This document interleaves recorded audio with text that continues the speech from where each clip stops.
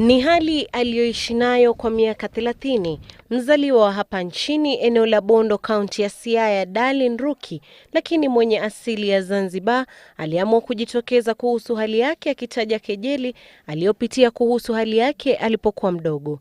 Mimi nilizaliwa nikiwa na maumbile mbili, ya kiume na ya kike. Wakati ilipokuwa sasa ni gumu kwangu, ilikuwa ni wakati nilikuwa nimefika kwa adolescent stage. Sasa naona menstruation period imeanza.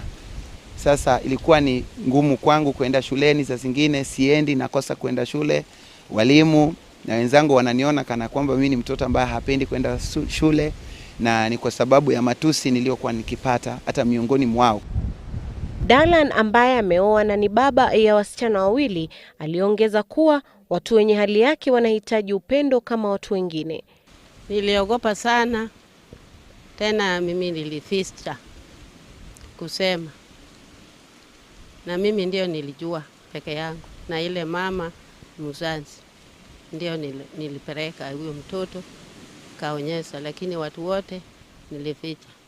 Sasa katika ndoa yangu pia ilinitatiza mpaka tukaishi baada ya miaka karibu 7 kabla tujapata mtoto.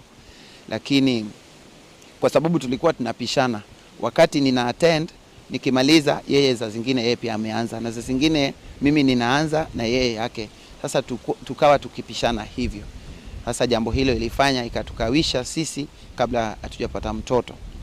Mamake Darlin, Maresha Raya, ni mzaliwa wa Siaya Bondo, huku babake Darlin ni Muislamu kutoka Zanzibar. Hata hivyo, anasema kuwa wamemkubali na kumpenda mwana wao.